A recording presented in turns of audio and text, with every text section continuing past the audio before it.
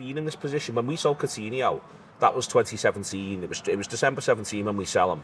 But at that point, we're about to go on a run and hit a Champions League final and kick on from there. But a big part of it was what the Coutinho money let us do.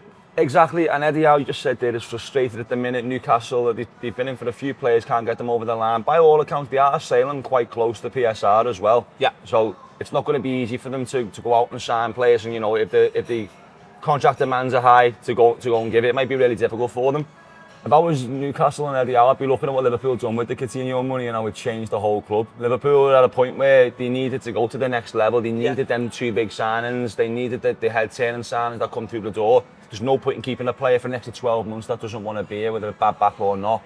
So they could go and sign two players that could transform their whole football club. And as we've said this before, getting in the Champions League for Newcastle next year is massive. It's one of the reasons why the owner's digging his heels in, because the longer you're up there, the more you can spend. The more you're in it, the more contracts you can give out. The more players want to come. Because they're going to the Champions League club. You've been a consistent Champions League club for 3 years on the bounce. So there's a gamble between the 150 million quid you can get in for Isak now and what you can spend to get up there, or keep an hold of Isak. I'm thinking he's definitely going to get me in there next year, especially if I put someone alongside him. But back to the point again, I mean, if he doesn't want to be there, the best thing for him, I mean, it's easy to say this, we are being bellends here, but the best thing for Newcastle is to let him go. And I think Eddie Howe is at that camp, plus Richard Hughes is his mate. Well, I think that there's a little thing in, and I want to be clear about this, because we could go to St James's Park, we could buy Isak, go to St James's Park and get beat 3-1, because they're a good side. Yeah. They're a Champions League class side. It's the second game of the season, so I want to say this, I'm not saying, they've literally just beaten Liverpool in a cup final, but I can't quite see how, until it becomes markedly different for Newcastle, possibly through something like selling Isak and reinvesting smartly.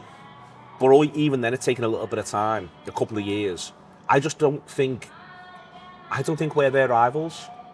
Well, not yet.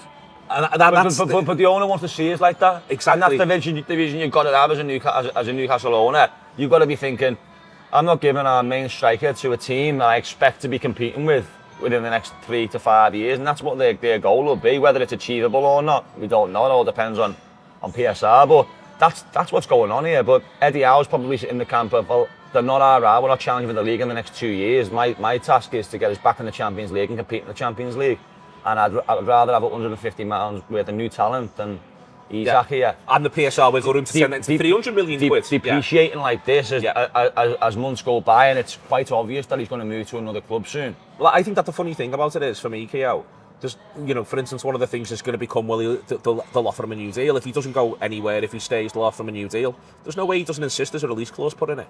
And there's no way he doesn't insist that release clause is quite preferential. It's a bit stupid that he hasn't done that last time, to be honest. I think his agents let him down a little bit in that sense with the last deal that he signed, that there's no release clause in it, because he has been mustard for years now. But it's the LLL thing. I say there might be a situation here where, we've said this before, this might just be a narrative being played out. Newcastle have said he's not for sale. Now they've got to create some sort of story, some sort of bidding war, and they're using their own club in Saudi to do it. They go 113, we go 120. They go 120, we go 150.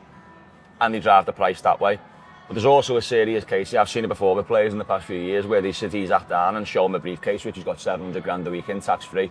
And say, that is what we'll pay you to stay away from Liverpool, and let Newcastle carry on climbing that league towards them. That's a serious problem, because there has been players, I don't know Isak, I know he's been quite vocal about the time in his career, and he seems like a great lad. But if someone opens a briefcase with 700 grand a week and 800 grand a week in tax-free, and you're going to be the main man, you're going to take us to the Club World Cup in 4 years' time and all this sort of stuff, it might be real difficult for him to say no.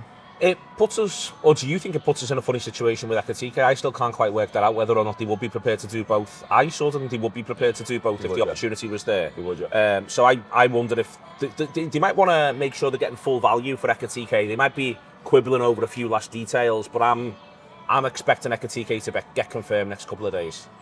Yeah, there's possibly a way in which that deal is on hold and Liverpool and Newcastle to come back in for him if he's decides that he wants to move. But I generally think, just based on who's going to be leaving the club, Liverpool going to sign the amount of forwards that they need to.